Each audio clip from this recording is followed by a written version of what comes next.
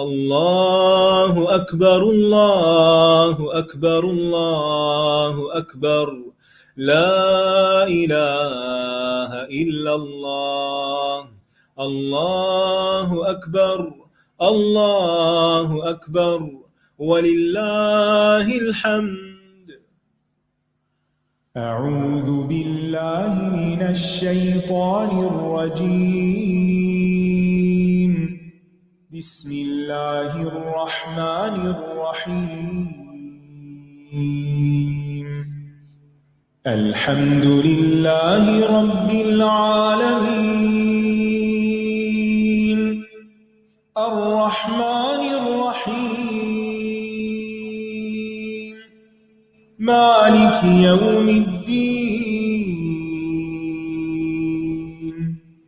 إياك نعبد وإياك نستعين. اهدنا الصراط المستقيم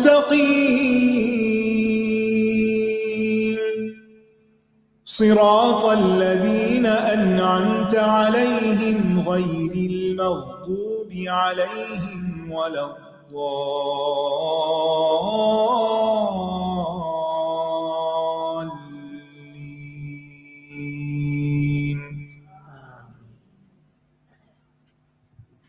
السلام علیکم ورحمۃ اللہ وبرکاتہ. کیا حال ہے سب کا؟ ٹھیک ہے الحمدللہ. بسم اللہ الرحمن الرحیم. الحمدللہ کہ آپ لوگوں کو آج کل رات کو قیام کرنے کا موقع مل رہا ہے اور سبھی ليلۃ القدر کی تلاش میں ہیں. اللہ سبحانہ وتعالیٰ سب کو نصیب کرے اور سب کی دعائیں بھی قبول کرے، عبادات قبول فرمائے. تو یہاں پر ایک سوال پیدا ہوتا ہے کہ کیا ليلۃ القدر کی فضیلت جو ہے اس کا اطلاق سارے نیک اعمال پر ہوتا ہے یا پھر کچھ مخصوص اعمال ہوتے ہیں؟ یعنی ليلۃ القدر میں کوئی بھی نیک عمل کرتے رہیں تو اس کا اجر کئی لاکھ گنا زیادہ ہو جائے گا، یا یہ فضیلت یا یہ بشارت صرف چند اعمال پر ہے؟ تو اس میں آپ دیکھیے کہ شیخ صالح العثیمی ہیں، ایک سینئر ممبر ہیں، عالم ہیں بہت بڑے فتویٰ کمیٹی کے. تو وہ کہتے ہیں کہ جو لوگ ليلۃ القدر میں اعمال کی اقسام کے بارے میں اس کو بند کر جو لوگ ليلۃ القدر میں اعمال کی اقسام کے بارے میں بات کرتے ہیں تو وہ کہتے ہیں کہ اس رات میں کیے جانے والے اعمال ان 1000 مہینوں سے افضل ہیں جن میں ليلۃ القدر نہیں ہوتی. یعنی جو لوگ اس بات کو عمومی بنا دیتے ہیں وہ ایک غلطی کا ارتکاب کرتے ہیں. یعنی اس فضیلت کا اطلاق سارے اعمال پہ نہیں ہوتا کہ کچھ بھی کر لو. جن اعمال کی طرف اشارہ ہے وہ مخصوص اعمال ہیں جو کہ رسول اللہ صلی اللہ علیہ وسلم کے فرمان میں موجود ہیں کہ من قام لیلۃ القدر ایمانا واحتسابا غفر له ما تقدم من ذنبه، کہ جو کوئی ليلۃ القدر میں ایمان کے ساتھ اور حصول ثواب کی نیت سے قیام کرے اس کے تمام گناہ بخش دیے جائیں گے. تو اس سے کیا پتہ چلتا ہے کہ اصل عبادت ليلۃ القدر کی کیا ہے؟ قیام. رات کو کھڑے ہو کر یا اگر کھڑے نہیں ہو پا رہے تو بیٹھ کر زیادہ سے زیادہ نوافل پڑھے جائیں، قیام کیا جائے، قرآن سنا جائے، قرآن پڑھا جائے. تو نماز کے اندر 3 چیزیں ہوتی ہیں نا، ایک قیام ہوتا ہے، ایک قرآن کی تلاوت ہوتی ہے، یعنی قیام ہوتا ہی تلاوت کے ساتھ ہے، اور پھر کچھ دعائیں ہیں جیسے آج کل آپ نماز کے اذکار سیکھ رہے ہیں تو یہ دعائیں بھی پڑھتے ہیں. آپ سجدے میں دعائیں کرتے ہیں، 2 سجدوں کے بیچ میں دعائیں کرتے ہیں، رکوع میں کرتے ہیں، رکوع سے کھڑے ہو کر کرتے ہیں. یعنی اسی طرح ہاتھ باندھ کر سب سے پہلے شروع ہی دعا سے کرتے ہیں اللہم باعد بینی و بین خطایایا. تو 3 اہم چیزیں ہو گئیں، قیام ہو گیا، قرات ہو گئی، دعا ہو گئی. ٹھیک ہے. لیکن بعض لوگوں نے اس رات میں کچھ خدمت خلق کے کاموں کو ان عبادات کے برابر قرار دیا ہے. وہ کہتے ہیں جیسے بھوکے کو کھانا کھلانا، بے لباس کو کپڑا پہنانا، بیماروں کا علاج کرنا، غریبوں کو صدقہ دینا، والدین کے ساتھ حسن سلوک کرنا، پڑوسیوں سے حسن سلوک، رشتہ داروں سے تعلقات جوڑنا، تو یہ لیلۃ القدر کے اعمال نہیں ہیں. یعنی یہ اعمال جو لوگوں کو فائدہ پہنچانے کا، یہ لیلۃ القدر کے نہیں ہیں. لیلۃ القدر کے اعمال کیا ہیں؟ قیام اللیل. یہ آپ دوسرے دنوں میں دن اور رات کریں، آپ کو کوئی روکنے والا نہیں، لیکن ہر وقت اور ہر موقع کا ایک الگ کام ہوتا ہے. عربی میں ایک محاورہ ہے، لِكُلِّ مَقَامٍ مقال. ہر موقع کی مناسبت سے کوئی بات ہوتی ہے، اور وہ بات اسی موقع کی مناسبت سے ہی کرنی چاہیے، کیونکہ اگر وہ موقع کی مناسبت سے کی جائے تو وہ خوبصورت ہوتی ہے، اس کا فائدہ ہوتا ہے، اور اگر بے موقع کی جائے تو وہ جیسے پنجابی میں کہتے ہیں نا کہ ویلے دی نماز تو ویلے دیاں ٹکرا. تو یعنی اصل نماز کیا ہے؟ جو وقت کے اندر ادا کی جائے. تو اصل عبادت ليلۃ القدر کی کیا ہے؟ قیام. بس ایک لفظ اگر یاد رہے نا، قیام، اور آپ کا سارا فوکس اسی پر ہی ہونا چاہیے کہ ان راتوں میں زیادہ سے زیادہ نوافل ادا کرنے ہیں، اور اس میں بھی تعداد کی زیادتی نہیں مقصود. اصل کیا ہے؟ قیام، کہ دیر تک یکسو ہو کر نماز کی حالت میں عبادت کی جائے.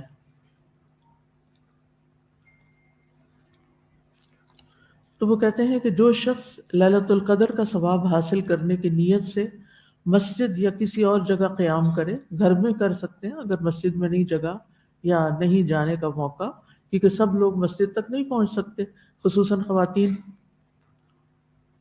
قرآن کی تلاوت کرے اور دعا کرے. یہ وہ شخص ہے جو شریعت کے مطابق عمل کرتا ہے، اور ایسا شخص شریعت کے مطابق عمل نہیں کرتا جو قیام، تلاوت قرآن اور دعا کو تو چھوڑ دے، اس کی بجائے صدقہ اور دوسروں کے ساتھ حسن سلوک اور رشتہ داریاں جوڑنا اور ان کو وزٹ کرنا اور اس طرح کے اعمال شروع کر دے. یہ ایک نئی سوچ ہے جس کا ابتدا میں کوئی تصور نہیں تھا کہ لوگ ان راتوں میں یہ کام نہیں کرتے تھے بلکہ قیام کرتے تھے. اب یہ ہے کہ ليلۃ القدر میں دعا کون سی کی جائے.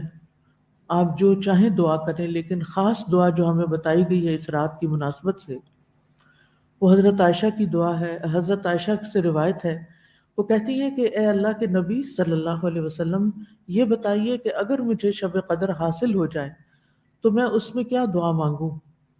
نبی صلی اللہ علیہ وسلم نے فرمایا، تم یہ دعا مانگو، اللہم انک عفو تحب العفو فاعف عنی.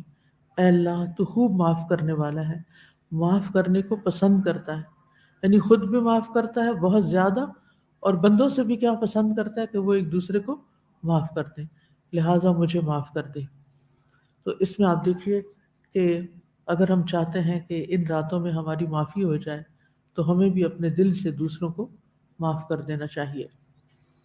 ابن رجب کہتے ہیں، آخری عشرے میں تمام تر نیکیوں کو بخوبی بجا لانے کے ساتھ ليلۃ القدر میں خصوصی طور پر اللہ سے عفو درگزر طلب کرنے کو اس لیے کہا گیا ہے کیونکہ اعلیٰ مرتبت لوگ نیکیاں کرنے کے بعد ان پر اترانے کی بجائے یہی سمجھتے ہیں کہ ہم تو اللہ کا کچھ بھی حق ادا نہیں کر سکے. یعنی ساری عبادت کر کے بھی وہ کیا سمجھتے ہیں کہ ہم نے ابھی کچھ نہیں کیا. چنانچہ وہ ایک گناہگار اور قصوروار شخص کی مانند اللہ سے درگزر کا سوال کرتے ہیں کہ اللہ تو بس معاف ہی کر دے ہمیں، ہم تیرا حق ادا نہیں کر سکتے، اور عبادت کا حق تو ادا ہو ہی نہیں سکتا، تیری نعمتوں کا شکر بھی ادا نہیں ہو سکتا. تو اس لیے ہم نے جو بھی ٹوٹی پھوٹی عبادت کی تو اسے قبول کر لے، اور جو ہم نہیں کر سکے تو ہمیں معاف کر دے. اس سے نہ پھر انسان کے دل میں دو چیزیں پیدا نہیں ہوتی، ایک تکبر پیدا نہیں ہوتا اور دوسرے گلٹ نہیں رہتا. ہم میں سے بہت سے لوگ بہت کچھ کرنے کے بعد بھی نا اندر سے شرمندہ شرمندہ ہوتے ہیں. یعنی کم از کم میں تو بہت ہی شرمندہ ہوں کہ یا اللہ جو کرنا چاہیے وہ کر نہیں پاتی، وہ ہو نہیں رہا، ہو کیسے، ہو بھی نہیں سکتا. یعنی دل تو کیا چاہتا ہے کہ بہت کچھ کریں لیکن عملاً رات گزر جاتی ہے، پتہ ہی نہیں چلتا، کچھ بھی نہیں ہو پاتا. تو پھر دل میں نا ایک عجیب سی تکلیف ہوتی ہے کہ یا اللہ حق ادا نہیں ہو تو ہمیں معافی کر دے. تو اس لیے دونوں اعتبار سے معافی مانگنے کی ضرورت ہے. اگر یہ احساس ہو گیا ہے کہ بہت کچھ کر لیا تب بھی معافی مانگ لیں، اور اگر یہ احساس ہو گیا کہ کچھ نہیں کیا تب بھی معافی مانگ لیں. اللہ سبحانہ تعالیٰ ہم سے قبول کر لے. تو اس لیے دل لگا کے محبت سے یہ دعا کثرت سے کرتے رہیں.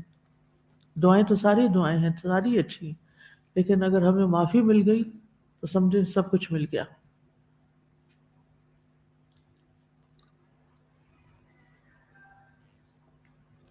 اب قرآن مجید کے لیسن کی طرف آتے ہیں. جی جی، آپ کچھ سوال کرنا چاہ رہی ہیں؟ جی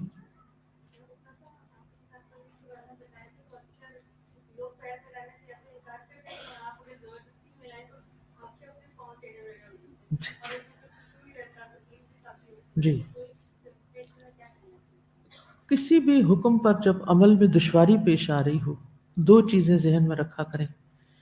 ایک تو یہ ہے کہ آپ پورے دل سے چاہتے ہیں وہ کرنا، نیت درست ہے آپ کی اور آپ اس کی ایفرٹ بھی کر رہے ہیں. لیکن دوسری چیز یہ کہ ایفرٹ کے باوجود وہ نہیں ہو پایا جو کرنا ہے، جو کرنا چاہیے تھا. تو ایسی صورت میں پھر یہ آیت ہمیشہ یاد رکھا کریں، فاتقوا اللہ ما استطعتم. اللہ کا تقوی اختیار کرتے رہو جتنی تم میں استطاعت ہے. یعنی جو ہم کر سکتے ہیں وہ ہم تو کر رہے ہیں، اور اگر کوئی تعاون نہیں کر رہا اور اس کے تعاون کے بغیر یہ عمل مکمل نہیں ہوتا. کچھ عمل ہوتے ہیں یک طرفہ، آپ نے کیا بس ہو گیا، آپ کے ہاتھ میں ہوتا ہے نا وہ کرنا، آپ کی چوائس پہ ہوتا ہے. لیکن کچھ کاموں میں آپ کو دوسرے کا ہینڈ بھی چاہیے، اور وہ ہینڈ نہیں آ رہا تو آپ اکیلے ہاتھ سے کتنا کر سکتے ہیں. جتنا کر سکتے ہیں اتنا کر کے اپنی نماز میں توجہ کریں انشاءاللہ. جی آپ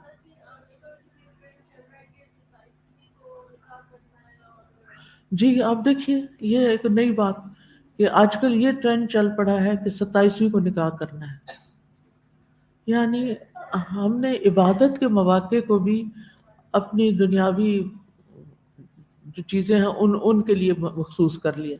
اب جیسے کچھ لوگوں نے یہ رکھا ہوا کہ ہم نے حرم میں ہی جا کے نکاح کرنا. اچھی بات ہے، لیکن اگر موقع ہے شادی کرنے کا، بچوں کی شادی کریں، اپنا فرض ادا کریں. اب کب آپ کو ویزا ملتا ہے، کب آپ حرم جاتے ہیں، کب آپ، اگر کوئی مجبوری ہو تو ٹھیک ہے، لیکن وہاں جا کے نکاح کرنے کا زیادہ ثواب کوئی نہیں ہونا. اگر آپ اپنے گھر میں بھی بیٹھ کے کر لیں گے نا اور صحیح سنت کے مطابق کریں گے اور اسراف اور فضول خرچی سے بچیں گے تو اس کا ثواب زیادہ ہے. تو کیا نبی صلی اللہ علیہ وسلم نے ایسا کوئی اہتمام کیا تھا 27ویں کو نکاح کرنا ہے یا حرم میں جا کے کرنا ہے یا بیت المقدس میں جا کے کرنا ہے؟ نہیں، یہ ہم نے اپنے اوپر ایکسٹرا بوجھ لاد لیے. اور پھر ہوتا کیا ہے، ایک بندہ کرتا ہے نا بغیر دلیل کے، دوسرے صرف اور صرف اس کی اندھا دھند تقلید شروع کر دیتے، پیروی شروع کر دیتے ہیں. اور یہ نہیں دیکھتے کہ اتنی قیمتی رات جس کے لمحے لمحے کی عبادت جو ہے وہ ہزاروں سال کی عبادت پہ بھاری ہے، اس کو چھوڑ کے اور شغل میں لگ جاتے ہیں اور برکت حاصل کرنے کے خود ساختہ طریقے ایجاد کیے ہوئے. اللہ تعالیٰ سب پر رحم کرے. جی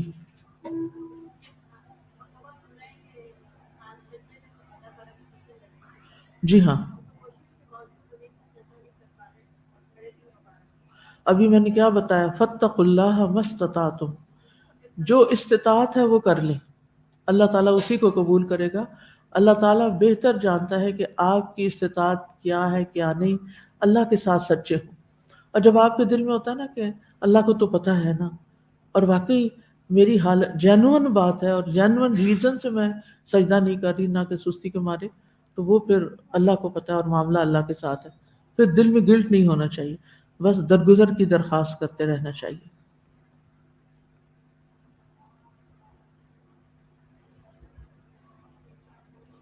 چلیے شروع کرتے ہیں.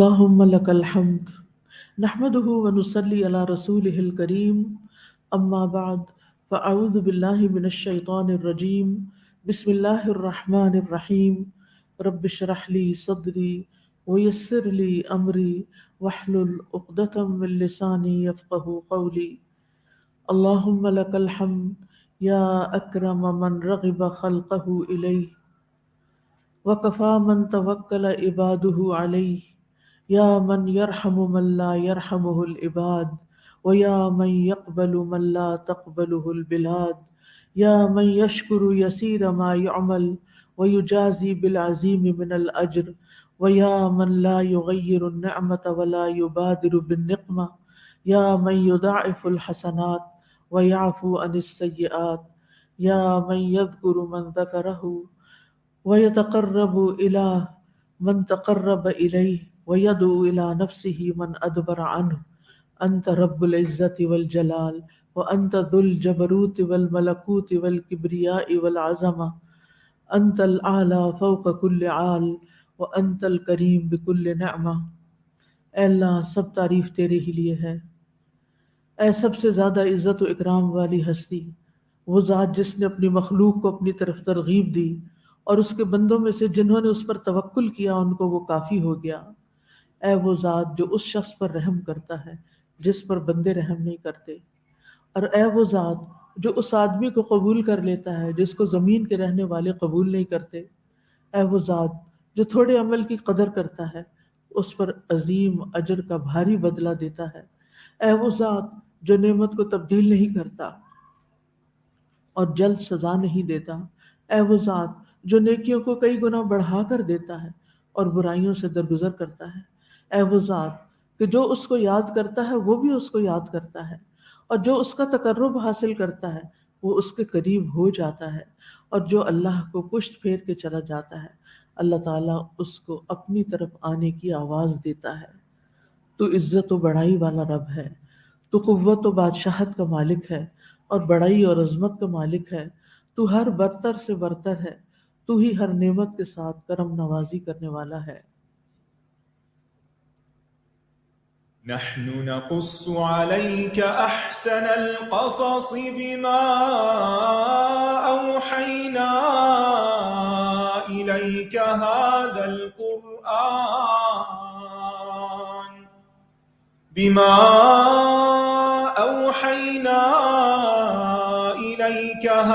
القرآن وإن كنت من قبله لمن الغافلين۔ کل ہم نے ادریس علیہ السلام کے بارے میں پڑھا تھا کہ وہ اللہ کے معزز اور چنے ہوئے پیغمبروں میں سے ہیں۔ اللہ تعالیٰ نے قرآن مجید میں 2 مقامات پر ان کی تعریف بیان فرمائی ہے، ان کو صدیق النبیہ کہا اور ان کا مقام اور مرتبہ بلند کیا۔ ادریس علیہ السلام کی طرف کہا جاتا ہے کہ 30 کتابیں یعنی صحیفے نازل ہوئے۔ وہ بہت زیادہ کتابیں پڑھتے، یعنی اپنی ان کتابوں کو جو صحیفے نازل ہوئے تھے ان کا مطالعہ بہت کرتے تھے اور ان کا درس بھی دیتے تھے۔ ان کی دیگر صفات بھی پتہ چلتی ہیں تاریخ سے کہ وہ کئی زبانوں کو جانتے تھے اور اپنے دور کے ہر اہل زبان کو ان کی زبان میں تبلیغ کرتے سمجھاتے۔ آج ہم سمجھتے ہیں کہ بہت ہم ترقی یافتہ ہو گئے ہیں کہ اگر اپنے کام کو 2-3 لینگویج میں ٹرانسلیٹ کر کے پیش کر دیں تو ہم سمجھتے ہیں ہم نے بہت بڑا کام کر لیا، جبکہ ادریس علیہ السلام ہر زبان میں کلام کر کے اپنا میسج کنوے کرتے تھے۔ ادریس علیہ السلام نبی ہونے کے ساتھ ساتھ عادل اور منصف بادشاہ اور حکمران بھی تھے، یعنی نبوت اور حکومت دونوں ان کو ملی تھی، جیسے سلیمان علیہ السلام اور داؤد علیہ السلام کو ملی۔ ان کو شرعی علوم کے علاوہ دیگر دنیاوی علوم میں بھی دسترس حاصل تھی۔ ادریس علیہ السلام نے ہی سب سے پہلے قلم سے لکھا، انہیں ستاروں کی گردش کا علم اور حساب کتاب کے فن میں بھی وہ ماہر تھے۔ جب ہم یہ کہتے ہیں کہ وہ حساب کتاب کے فن میں ماہر تھے تو ایک سوال ذہن میں آتا ہے کہ ادریس علیہ السلام ہندسوں اور علم نجوم کو جانتے تھے، اور آج کل بہت سے ماہر نجوم اسی بات کو کوٹ کرتے ہیں اور کہتے ہیں کہ یہ الہی علم ہے، جو کسی نبی کو سکھایا گیا تھا، اس لیے اس میں کوئی حرج کی بات نہیں۔ تو کیا ہمارے لیے ستاروں کا علم اور سیاروں کا علم اور سٹارز کا اور یہ سب کچھ حاصل کرنا جائز ہے؟ اگر یہ الہی علم تھا تو پھر کیا ہم بھی سیکھ لیں، یا اسٹرانومی پڑھنا شروع کر دیں، یا پھر ستاروں سے قسمت کا حال معلوم کریں، یا پھر وہ روزانہ کی بنیاد پر یہ ہفتہ کیسا رہے گا؟ اور انگریزی میں تو موٹی موٹی کتابیں بھی پورے سال کی ہاروسکوپ چھپ کے بکتے ہیں، اور لوگ بیسٹ سیلرز ہوتے ہیں، خوب خریدتے ہیں، اور ہر روز جیسے قرآن پڑھا جاتا ہے ایسے ہی لوگ اپنی قسمت کا حال معلوم کر کے دن شروع کرتے ہیں۔ تو کیا یہ سب چیزیں درست ہیں؟ اب دیکھیے کہ اگر اللہ تعالیٰ نے بعض پیغمبروں کو کچھ علم دیا تھا کسی مصلحت کے تحت، یا کسی شریعت میں کچھ چیزوں کا جواز بھی تھا، تو بعد میں ان سے منع کر دیا گیا۔ جیسے پچھلی شریعت میں سجدہ تعظیمی جائز تھا، لیکن ہماری شریعت میں تعظیم کے لیے کیا جانے والا سجدہ جائز نہیں ہے۔ اسی طرح ہماری شریعت نے ایسٹرالوجی، اسٹرانومی اور اس طرح کے تمام علوم سے ہمیں منع کر دیا، جس سے خاص طور پر غیب کی خبریں معلوم کرنے کا سلسلہ شروع ہوتا ہے۔ قتادہ کہتے ہیں اللہ تعالیٰ نے ستاروں کو 3 مقاصد کے لیے پیدا کیا: آسمان کی زینت کے لیے، شیاطین کو مارنے کے لیے، اور راستہ معلوم کرنے کے لیے بطور علامت، سائن۔ جو شخص ان کے علاوہ کچھ اور سمجھے، یعنی ستاروں سے کوئی اور علم حاصل کرنے کی کوشش کرے، اس نے غلطی کی اور ہر قسم کی بھلائی سے خود کو محروم کر لیا، اور اس نے ایسے کام کا تکلف کیا جس کا اسے کچھ علم نہیں۔ یہ صحیح بخاری کی روایت ہے، اس میں قتادہ سے یہ قول روایت ہوا نبی صلی اللہ علیہ وسلم سے نہیں، لیکن وہ قرآن ہی کو سامنے رکھ کے کیا بتا رہے ہیں کہ ایسا شخص جو ان علوم میں گھس جائے وہ اپنے آپ کو ہر طرح کی بھلائی سے محروم کر لیتا ہے، کیونکہ منع کیا گیا نا۔ آپ کو معلوم ہے کہ کسی ہاتھ دکھانے والے کے پاس، کسی غیب کی خبریں بتانے والے کے پاس اگر کوئی شخص جاتا ہے تو اس کی 40 دن کی نماز قبول نہیں ہوتی۔ تو اس لیے ان چیزوں سے پوری طرح پرہیز کرنا چاہیے۔ علم نجوم کی 2 قسمیں ہیں، جیسے ایک ہے ایسٹرالوجی، علم تاثیر، اور ایک ہے اسٹرانومی۔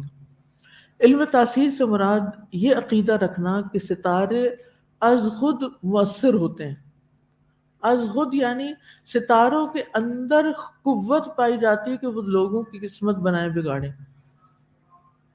تو یہ کانسیپٹ کیا ہے؟ یہ شرک ہے۔ اور وہ کہتے ہیں کہ ستاروں کی رفتار سے زمین میں حادثے رونما ہوتے ہیں۔ تو ایسا سمجھنا دراصل ستارہ پرستی ہے، ان کو الہ بنا لینا ہے۔ تو اہل علم کا اس پر اجماع ہے کہ ایسا عقیدہ رکھنا کفر اور شرک اکبر ہے،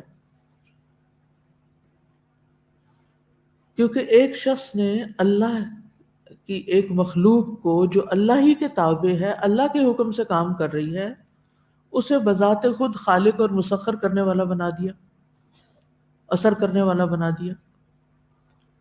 اسی طرح ان تاروں کو انسان علم غیب جاننے کا ذریعہ بنائے تو یہ بھی درست نہیں۔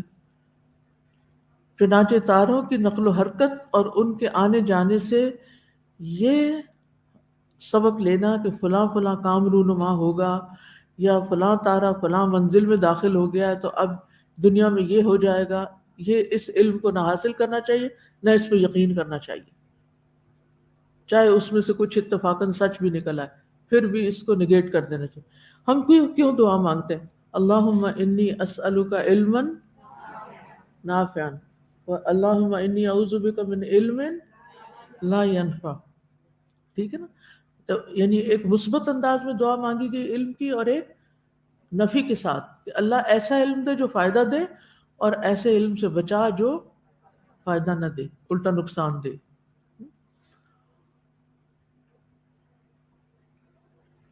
دوسرا جو ہے اسٹرانومی، وہ کیا ہے؟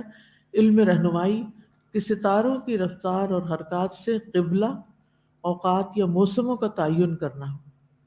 تو بعض اہل علم نے اس کی اجازت دی ہے، اس لیے کہ لوگ ستاروں کی رفتار اور حرکات ان کے ایک دوسرے سے قریب ہونے یا دور ہونے یا ان کے طلوع اور غروب سے وقت اور زمانے کا تعین کرتے ہیں. مجھے یاد ہے جب میں بہت چھوٹی تھی تو میں اپنے گاؤں میں جاتی تھی اپنی نانی کے پاس. تو ہم باہر سوتے تھے، مطلب پنکھے اور اے سی نہیں ہوتے تھے کہ لوگ کمروں کے اندر نہیں سوتے تھے. ویسے وہ کہتے تھے کہ رات کے وقت کمروں کے اندر ایسی گیس ہوتی ہے کہ وہ جو صحت کے لیے نقصان دہ، تو گرمیوں میں باہر سونا چاہیے. اور ہم باہر سوتے تھے. تو مجھے ڈر لگتا تھا کیونکہ ہر طرف اندھیرا ہی اندھیرا ہوتا تھا. تو میں اپنا بستر جو تھا وہ نانی کی بستری کے ساتھ لگاتی، یعنی ساتھ بیڈ ہوتا تھا. تو وہ جب تہجد کے وقت اٹھتی تو کہتی وہ ساری والا تارا آ گیا ہے نظر. انہوں نے کوئی جگہ یا مقام رکھا ہوگا یا اس کی شکل کوئی ہوگی، تو وہ ہمیشہ اس ستارے کو دیکھ کے اٹھتی تھی. کوئی الارم کلاک نہیں ہے، کوئی گیجٹ نہیں ہے، کچھ نہیں ہے، وہ ستارے کے ساتھ. تو اب یہ صرف رہنمائی ہے، ستاروں سے صرف رہنمائی لی جا رہی ہے کہ کون سا وقت ہو گیا. یہ ستارہ غروب ہو گیا، یعنی اور ایک ہوتا ہے نا مارننگ سٹار.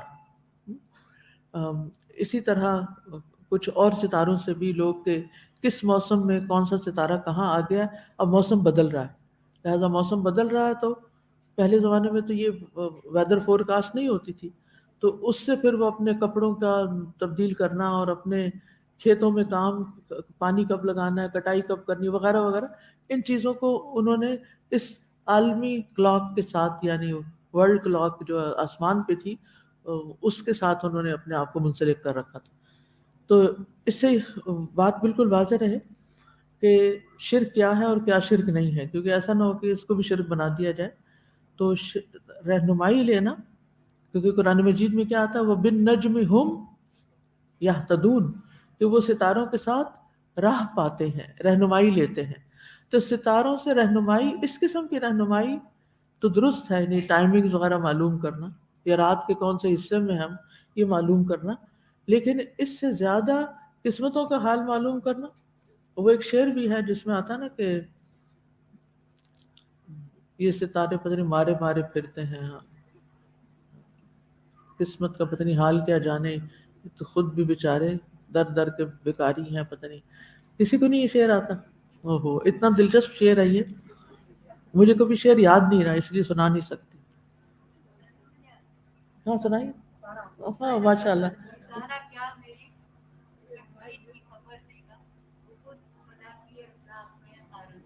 مائک میں پڑھ دیجیے تاکہ میں اس کو دہرا بھی نہیں سکتی، اتنا مشکل ہے.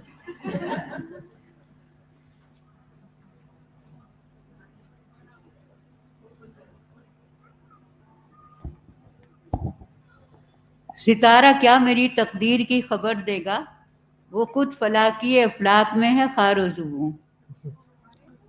خار و زبوں یعنی مارا مارا پھرتا ہے، یعنی ہاں، یعنی اس کو تو اپنی منزل نہیں پتا، وہ میری منزل کیا بتائے گا. تو ایسی توقعات مخلوق سے نہیں رکھنی چاہیے، ٹھیک ہے. اور پھر آپ دیکھیے کہ نبی صلی اللہ علیہ وسلم نے حدیبیہ کے موقع پر ایک بات فرمائی تھی کہ بارش ہو گئی تھی نا رات کو، تو آپ نے فرمایا کہ صبح ہوئی اور کچھ لوگوں نے شرک کیا، کفر کیا، اور کچھ لوگ ہدایت پا گئے. جنہوں نے یہ کہا کہ یہ بارش فلاں ستارے کی وجہ سے ہوئی ہے تو انہوں نے شرک کیا.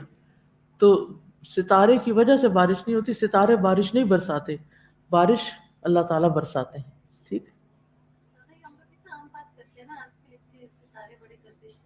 ہاں، عام محاورے میں بھی ہم بولتے رہتے ہیں میرا ستارہ آج کل گردش میں.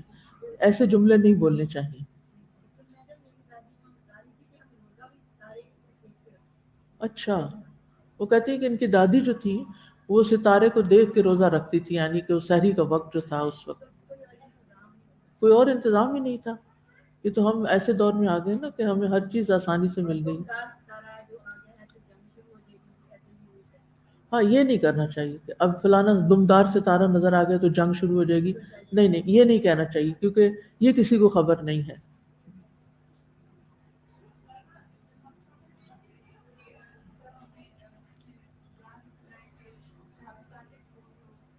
شیاطین مارت. ہاں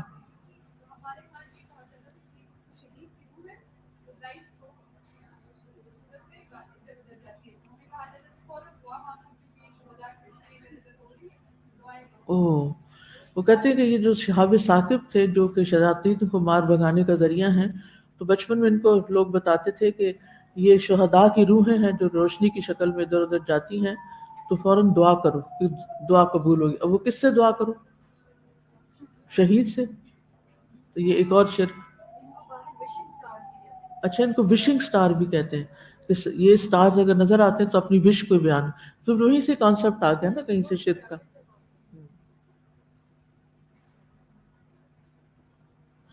بہرحال یہ ایک سوال تھا جس کو واضح کرنا ضروری تھا کہ عبادت میں اصل کیا ہے. میں نے بہت دفعہ جملہ بولا ہوا، شاید نئے لوگ بیٹھے ہیں ان کو دوبارہ بول دیتی. اطاعت. یس، عبادت میں اصل اطاعت ہے. یعنی اللہ تعالیٰ اگر کسی کام کے کرنے کا حکم دے دیتے ہیں تو وہ کر لو، عبادت ہو جائے گی. اگر اسی کام سے اللہ تعالیٰ بعد میں روک دیتے ہیں تو رک جاؤ، یہی عبادت ہوگی.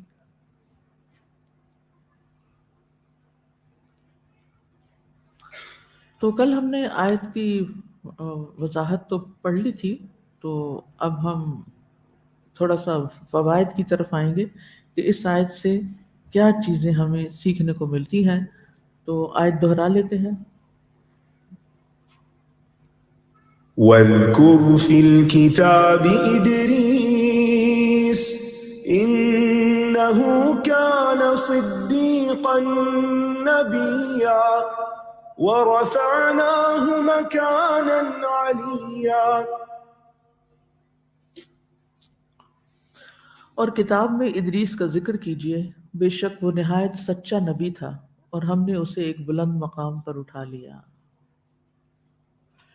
یعنی اوور آل جب ادریس علیہ السلام کی زندگی کا مطالعہ کرتے ہیں تو بڑی حیرت ہوتی ہے مجھے. یعنی پہلی دفعہ مجھے اتنی زیادہ معلومات ان کے بارے میں ملی، تو میں سوچ رہی تھی کہ اتنے ارلی ایج میں یہ حضرت آدم کے پوتے بتائے جاتے ہیں، تو یعنی بہت ہی ارلی سٹیج تھی نا انسانیت کی. لیکن اس وقت بھی کس طرح ان کے پاس دین کا علم بھی تھا، دنیا کا علم بھی تھا، اور دنیا کے علم میں لینگویجز کا علم بھی. آج کل کیا ہوتا ہے، جو جن بچوں کے اندر ایپٹیٹیوڈ ہوتا ہے لینگویج کا، ان کو میتھمیٹکس بڑا مشکل لگتا ہے، وہ سائنس سبجیکٹ کی طرف کم جاتے ہیں. جو سائنس سبجیکٹس کی طرف جاتے ہیں ان کے اندر یہ ایبلٹی نہیں ہوتی کہ وہ 2 سے تیسری لینگویج سیکھیں. تو بہت ریئر کمبینیشن ایسے ہوتے ہیں. تو لیکن اللہ سبحانہ تعالیٰ نے ان کو کتنی صلاحیتیں دے رکھی تھیں کہ زمینی علوم بھی، آسمانی علوم بھی، اور پھر جیومیٹری اور لینگویجز اور دین اور یہ سب کچھ، اور پھر عبادت بھی، اور پھر پرسنالٹی بھی ان کی بڑی زبردست تھی. تو اللہ تعالیٰ نے کیسے کیسے بندے پیدا کیے اور پھر ان کا مقام آخرت میں بھی بلند کر دیا اور ان کو آسمانوں کی طرف اٹھا لیا. اللہ کی شان ہے نا، جس کو چاہے جتنی بلندی عطا فرما دے. تو اللہ سبحانہ تعالیٰ کے خزانوں میں کمی نہیں ہے. ہمیں بھی اپنی نگاہیں، اپنے مقاصد، اپنے عزم بلند رکھنے چاہیے اور آگے کی طرف زیادہ نیکیاں کمانے کی طرف سوچنا چاہیے. ہر وقت سیلف پٹی کا شکار ہو کے اپنے آپ کو بس سستی کے مارے، یہ تو میں نہیں کر سکتی، یہ میرے بس میں نہیں، یہ تو کوئی اور ہی لوگ مخلوق کرتی. نہیں، جو لوگ اور لوگ بھی کرتے ہیں وہ بھی اسی دنیا میں ہی رہتے ہیں، ان کو بھی ایسے ہی چیلنجز ہوتے ہیں، لیکن وہ کر جاتے ہیں، کوشش بھی کرتے ہیں اور اللہ سے مدد بھی مانگتے ہیں. تو ان پیغمبروں کو تو خاص طور پر اللہ تعالیٰ کی تائید حاصل تھی اور ایکسٹرا صلاحیتیں ان کو دی گئی تھیں. تو یہاں پر جو یہ فرمایا گیا نا، وَذْكُرْ فِي الْكِتَابِ ادریس، کتاب میں ادریس کا ذکر کیجیے. کل میں نے آپ کو بتایا تھا کہ ان کا اپنا نام جو تھا اخنوخ تھا، ادریس ان کا لقب تھا. تو یہ لقب کیوں تھا؟ بہت زیادہ پڑھتے تھے، یعنی درس و تدریس کا کام بہت کرتے تھے، یعنی بہت سے علوم جان کر لوگوں کو سکھاتے بھی تھے. اور خاص طور پر جو دین کی تعلیم ان کو دی گئی تھی، جو کتابیں ان کو دی گئی تھی، تو ان کتابوں کا درس یہ لوگوں کو دیا کرتے تھے اور ان کی زبانوں میں دیا کرتے تھے. تو ان کی قابلیت کا آپ اسی سے اندازہ لگائیے کہ کہاں تک یہ قابل تھے. تو یہ جو اللہ تعالیٰ کی طرف سے نازل ہونے والے صحیفوں کا کثرت سے درس دیتے تھے، اس بنا پر ان کا نام ادریس پڑا. اور اس سے یہ بات بھی پتہ چلتی ہے کہ ایسا کرنا انبیاء کی سنت ہے، یعنی اللہ کی کتاب کا درس دینا اور اس کو پڑھنا پڑھانا۔ سورۃ آل عمران میں آتا ہے وَلَٰكِن كُونُوا رَبَّانِيِّينَ بِمَا كُنتُمْ تُعَلِّمُونَ الْكِتَابَ وَبِمَا كُنتُمْ تَدْرُسُونَ، اور لیکن رب والے بنو اس لیے کہ تم کتاب سکھایا کرتے تھے اور اس لیے کہ تم پڑھا کرتے تھے۔ تعلمون الکتاب و تدرسون، تعلم یعنی تم تعلیم دیتے تھے اور تدرس تم خود پڑھتے تھے۔ تو دونوں چیزیں ہونی چاہیے، خود بھی پڑھنا چاہیے اور دوسروں کو بھی سکھانا چاہیے۔ سورۃ فصلت میں آتا ہے وَمَنْ أَحْسَنُ قَوْلًا مِّمَّنْ دَعَا إِلَى اللَّهِ وَعَمِلَ صَالِحًا وَقَالَ إِنَّنِي مِنَ الْمُسْلِمِينَ، اور اس شخص سے اچھی بات کس کی ہو سکتی ہے جس نے اللہ کی طرف بلایا، یعنی لوگوں کو اللہ کی طرف آنے کی دعوت دی۔ اب اللہ کی طرف آؤ کیا مطلب ہے؟ اللہ کی کتاب پڑھو، اللہ کا کلام پڑھو، اللہ کے دین کو سمجھو، اللہ کے دین پہ عمل کرو، اور خود بھی نیک عمل کیے اور کہا میں فرما برداروں میں سے ہوں۔ تو ایسا شخص اللہ تعالیٰ کو بہت زیادہ پسند ہے کہ جو خود بھی نیک عمل کرے، اللہ کا فرما بردار ہو، اور اس کے ساتھ ساتھ اور لوگوں کو بھی اللہ کی طرف دعوت دے۔ اب دیکھیے کہ ہمیں خود بھی یہ کام کرنا چاہیے، جس بھی لیول پر جو بھی ہماری صلاحیت ہے، جو بھی ہمارا پروفیشن ہے، جہاں بھی دنیا میں ہم ہیں، اور ہمیں اپنے بچوں کو بھی اس کی تعلیم دینی چاہیے کہ وہ جہاں بھی ہوں اللہ کے بندے بن کر رہیں اور لوگوں کو اپنے عمل سے، اپنے اخلاق سے اور باقاعدہ محنت کر کے لوگوں کو دین کی طرف بلانے والے ہوں، دین کی تعلیم دینے والے ہوں، دین یعنی دعویٰ بھی کرنے والے ہوں۔ اب دیکھیے ایک آیت میں تعلیم کا لفظ آیا، دوسرے میں دعویٰ کا لفظ آیا۔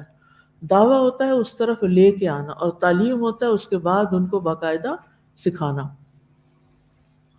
اسی طرح اگر ہم ایک ٹیچر ہیں یا ہمارا ایک اسلامک اسکول ہے، تو اس اسکول کے فرد ہونے کی حیثیت سے ہمارا یہ فرض بنتا ہے کہ ہم اپنے بچوں کو صرف ان کی ذاتی زندگی میں عمل کے لیے ہی دین کی تعلیم نہ دیں، بلکہ ایک اچھا داعی بھی بنائیں کہ وہ گھر میں کس طرح ایکٹ کریں، کہ وہ گھر میں گھر والوں کو دین کی طرف بلائیں۔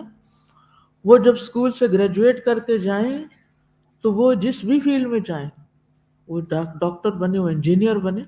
آپ دیکھیں کہ جو علوم ادریس علیہ السلام کے پاس تھے ان میں تو انجینئرنگ بھی تھی، ہندسہ بھی جانتے تھے۔ آج کل عربی میں مہندس انجینئر کو کہتے ہیں۔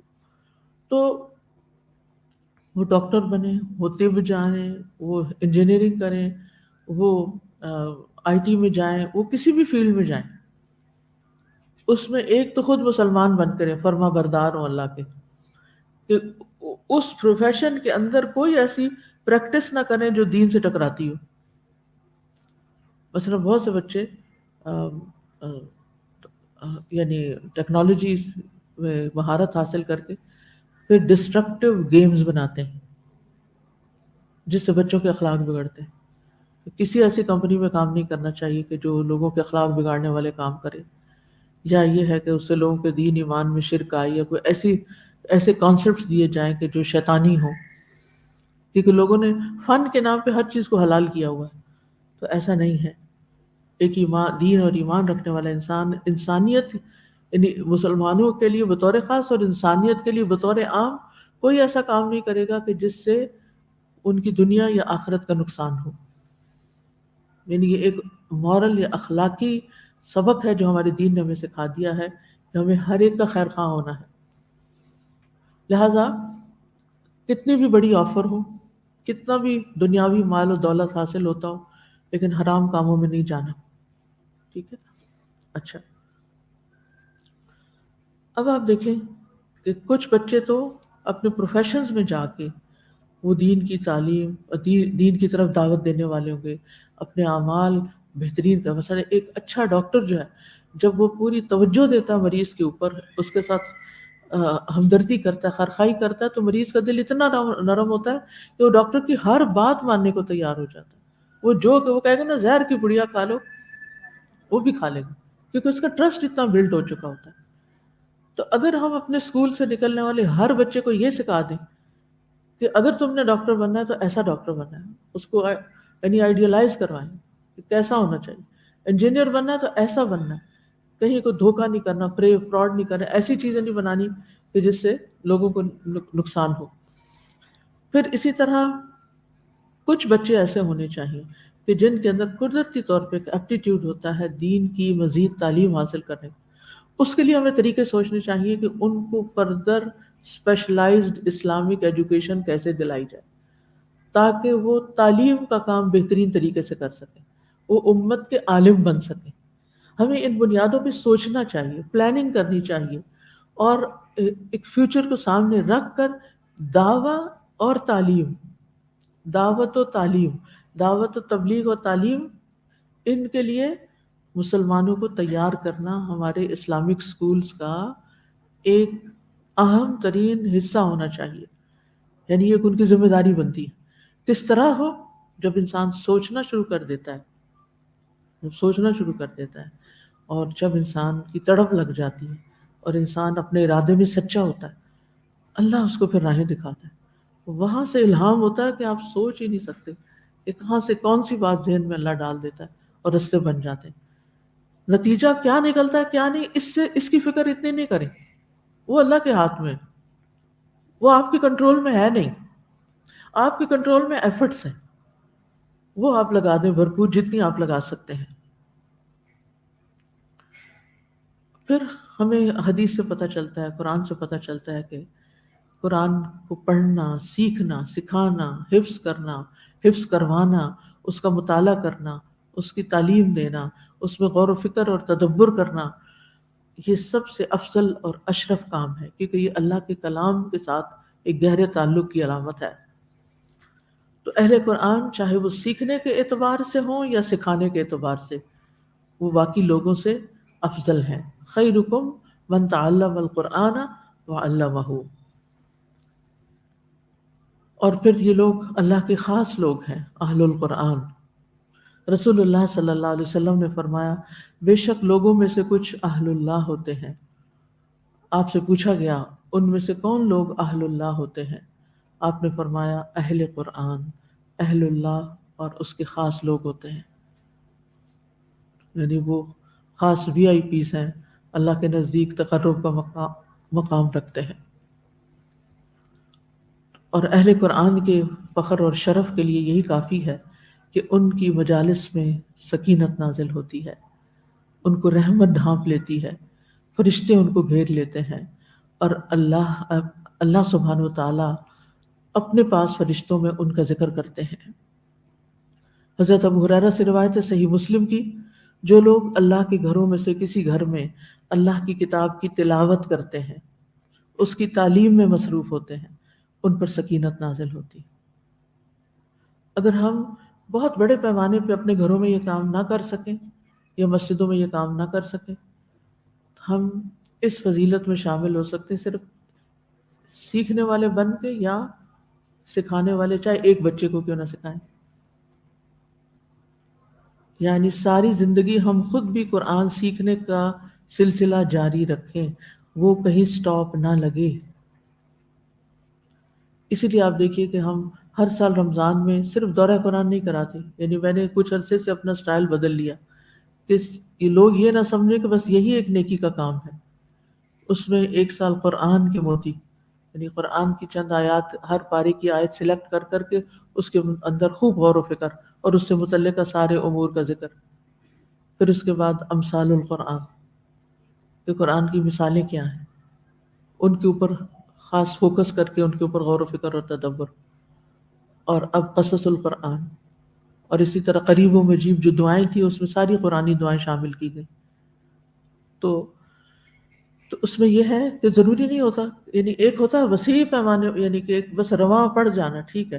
کچھ لوگ صرف ناظرہ پڑھ لیتے ہیں، کچھ لوگ صرف ترجمے سے پڑھ لیتے ہیں، کچھ لوگ رواں ناظرہ اور قیام میں پڑھ لیتے ہیں، اور کچھ لوگ ناظرہ وغیرہ پڑھ کے معنی سمجھتے ہوئے صرف مخصوص حصوں پر فوکس کرتے ہیں. وہ بھی اسی میں شامل ہے، قرآن سیکھنے اور سکھانے میں. جی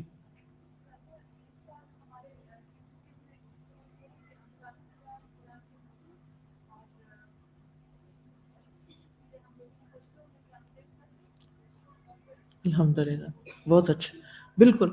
یعنی اور پھر ورائٹی لانے سے ایک فائدہ یہ بھی ہوتا ہے کہ انسان کا انٹرسٹ ڈیولپ ہوتا ہے اور انسان نئے اینگل سے چیزوں کو سیکھ سکتا ہے. آپ دیکھیں نا، کبھی تیز بارش ہوتی ہے اور کبھی رمجم رمجم رمجم ہوتی ہی رہتی ہے. تو یہ بھی وحی الہی بھی بارش کی طرح ہے. کبھی ہمارے دلوں پہ تیز بارش کی طرح 2 گھنٹے میں سپارہ پڑھ لینا چاہیے، اور کبھی ایک آیت کو کئی دن لگانے چاہیے. اس کے ہر لفظ کے اوپر غور کر کے اس میں مزید چیزیں سامنے لانی چاہیے. خیر، اور اس کے علاوہ ناظرہ پڑھانا بھی، اس کو بھی نیت خالص کر کے پڑھائیں. صرف دنیا کا ایک کاروبار سمجھ کے نہیں پڑھائیں کہ یہ میری جاب ہے، میں اتنے گھنٹے اتنے لوگوں کو پڑھا دوں، اتنے پیسے کما لوں، میری زندگی گزر جائے. نہیں، یہ مقصد نہیں ہونا چاہیے.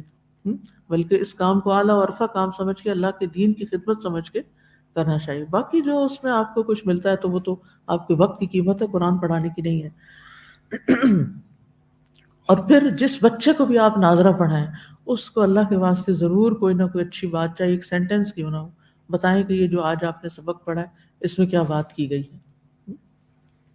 اور اس میں سے جو اردو کے لفظ ہیں ان کی پہچان کرا دیں. دیکھیں یہ اردو میں یہ بھی کہتے ہیں، یہاں بھی یہ معنی، ہلکے ہلکے معنوں سے گزار دیں. تو الحمدللہ جب اس طرح قرآن پڑھایا جاتا ہے تو بچپن سے ہی بچوں کو بہت سے کانسیپٹس خوب سمجھ میں آ جاتے ہیں. حضرت عمر سے روایت ہے کہ تمہارے نبی صلی اللہ علیہ وسلم نے فرمایا، اللہ اس کتاب کے ذریعے یعنی قرآن کے ذریعے بہت سے لوگوں کو اونچا کرتا ہے اور بہتوں کو اسی کے ذریعے سے نیچے گراتا ہے. یعنی جب آپ اس کو پڑھتے ہیں، پڑھاتے ہیں، عمل کرتے ہیں تو آپ کے درجات بلند ہوتے ہیں. لیکن اگر آپ اس کو پڑھ کے چھوڑ دیتے ہیں اور دنیا میں لگ جاتے ہیں اور کھانا اور پینا اور کپڑا اور بس صرف عیش و عشرت کے سامان اور اپنی ذات پہ محنت، نہ دوسروں پہ محنت، اور ایک آرام طلب زندگی گزارتے ہیں تو پھر وہ زندگی بھی بڑی تنگ ہو جاتی ہے. من اعرض عن ذکری فإن له معیشۃ ضنکا. ہر قرآن پڑھی ہوئی لڑکی اس بات کو خوب یاد رکھے کہ اگر آپ نے پڑھ کے اس کو چھوڑ دیا اور اس کو اپنی زندگی سے نکال دیا اور صرف اچھے اچھے کپڑے پہننے اور اچھے اچھے کھانے کھانے کو زندگی کا مقصد بنا لیا تو پھر اس کے لیے تیار رہیں. فإن له معیشۃ ضنکا.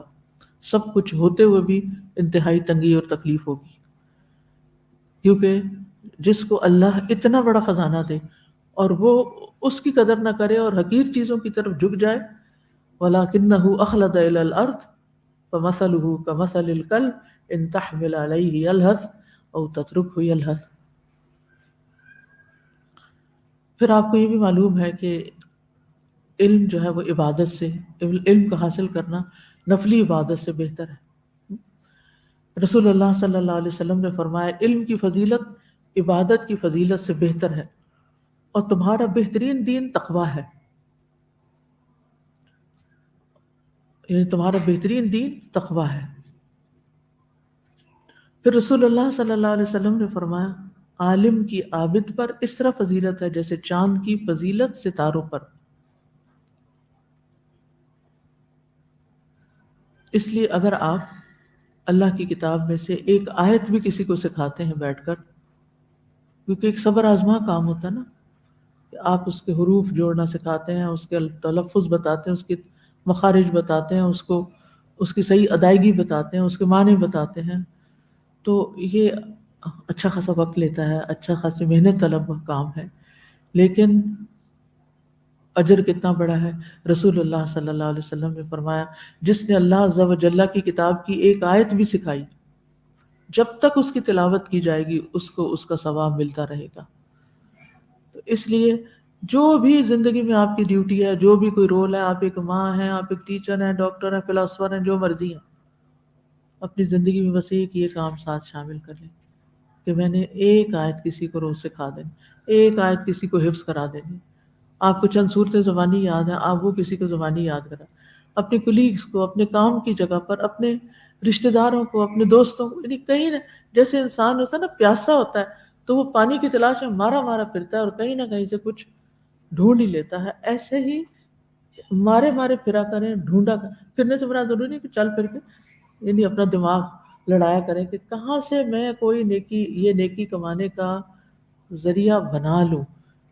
کوئی اپنا بچہ پکڑ لیں، کوئی ہمسائے کا پکڑ لیں، کوئی فون پہ پکڑ لیں، کوئی نیٹ پہ، کوئی کہیں نہ کہیں کسی نہ کسی کو تھوڑا یا زیادہ دینے والے بنے، کیونکہ یہ آپ کے اعمال نامے میں بہت زیادہ اجر کا باعث بنے گا۔ کیونکہ بعض لوگوں کو کہا جائے نا کہ اگر تو وہ کہتے نہیں اصل میں ہم پڑھنے پڑھانے کا کام نہیں کر رہے، ہم تو ویلفیئر کا کام کر رہے ہیں، یا ہم تو جاب کر رہے ہیں اور خدمت خلق کر رہے ہیں، بھلے کر رہے ہیں اور ڈاکٹر بن کے بھی کر رہے ہیں، تو کیا چیز مانے ہے کہ آپ لوگ کسی کو ایک آیت نہ سکھا دیں، آپ اپنے مریض کو ہی ایک آیت نہ سورۃ فاتحہ پڑھنے کی تلقین نہ کر دیں؟ کیا رکاوٹ ہے اس میں؟ کیا ڈاکٹر ہونا رکاوٹ ہے اس بات میں کہ آپ اللہ کا دین نہ پڑھیں؟ ایسی کوئی بات نہیں ہے۔ ہمارے ملک میں جتنی جہالت ہے نا، اس کے مقابلے میں پڑھے لکھے لوگ بہت کم ہیں۔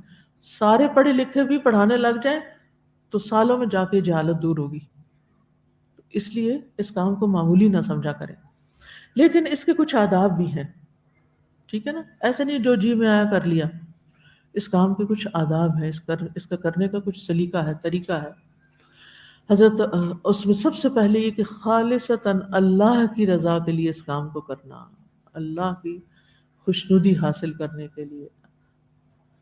ابو ہریرہ رضی اللہ عنہ کہتے ہیں کہ رسول اللہ صلی اللہ علیہ وسلم نے فرمایا، بے شک قیامت کے دن جن لوگوں کا سب سے پہلے حساب لیا جائے گا، ان میں سے ایک شخص وہ ہوگا جس نے علم سیکھا اور اسے سکھایا اور قرآن کی قرات کی۔ اس کو پیش کیا جائے گا، اللہ اسے اپنی نعمتوں کی پہچان کرائے گا تو وہ انہیں پہچان لے گا۔ وہ فرمائے گا تو نے ان نعمتوں کے ساتھ کیا کیا؟ وہ کہے گا میں نے علم سیکھا اور سکھایا اور تیری خاطر قرآن کی قرات کی۔ اللہ تعالیٰ فرمائے گا تو نے جھوٹ بولا، تو نے تو اس لیے علم سیکھا کہ کہا جائے کہ یہ عالم ہے، تو نے قرآن اس لیے پڑھا کہ کہا جائے کہ یہ قاری ہے۔ تو وہ کہہ دیا گیا، پھر اس کے بارے میں حکم دیا جائے گا تو اسے منہ کے بل گھسیٹا جائے گا حتیٰ کہ آگ میں ڈال دیا جائے گا۔ یعنی دکھاوے کے لیے اگر یہ کام ہے کہ لوگوں کو بتانے کے لیے، تو پھر تو خیر نہیں۔ پھر اللہ سے اجر کی امید رکھنا، لوگوں سے توقع نہ رکھیں کہ وہ آپ کو کیا دیں گے۔ ہر پیغمبر نے آ کے کیا کہا کہ ہمارا اجر کس کے ذمہ ہے؟ اللہ کے ذمہ۔ وَيَا قَوْمِ لَا أَسْأَلُكُمْ عَلَيْهِ مَالًا إِنْ أَجْرِيَ إِلَّا عَلَى اللَّهِ۔ اے میری قوم، میں اس کام پر تم سے کسی مال کا سوال نہیں کرتا، میرا اجر تو اللہ کے ذمہ ہے۔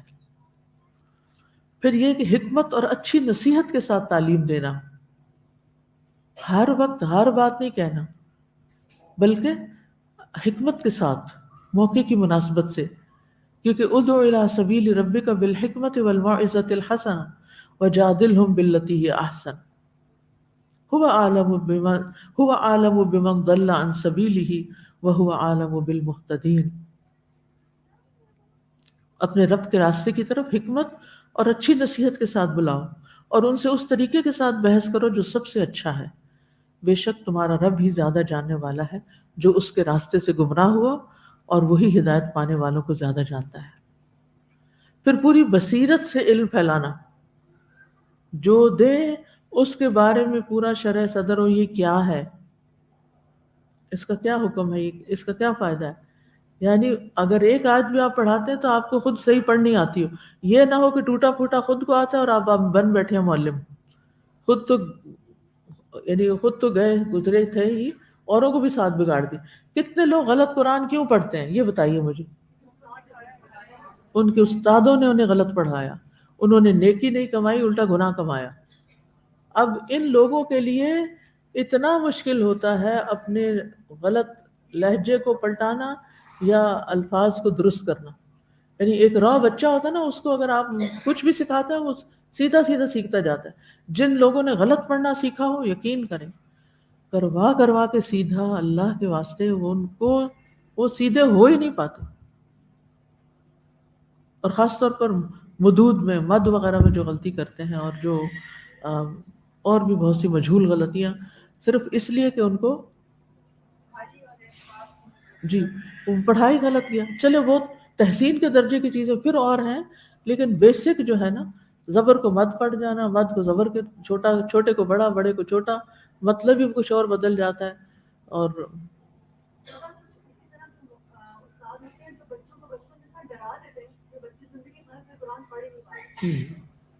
یا اتنی سختی کرتے ہیں یا مار پٹائی کرتے ہیں یا پھر تو وہ بھی پھر بچوں کے اندر قرآن سے محبت نہیں رہتی. تو قرآن مجید میں آتا ہے سورۃ یوسف میں قل ھذہ سبیلی ادعو الی اللہ علی بصیرہ انا ومن اتبعنی وسبحان اللہ وما انا من المشرکین. کہہ دیجئے یہی میرا راستہ ہے، میں اللہ کی طرف بلاتا ہوں پوری بصیرت کے ساتھ. بصیرت کے ساتھ یعنی سوچے سمجھے، یعنی یہ نہیں کہ وہ کر رہا ہے تو میں بھی کر لوں، آنکھیں بند کر کے لوگوں کی نقل اتارنی شروع کر دی، بس بات خود سمجھی نہیں آگے بیان کرنی شروع کر دی. تو ایسی تبلیغ اور تعلیم نہیں ہونی چاہیے.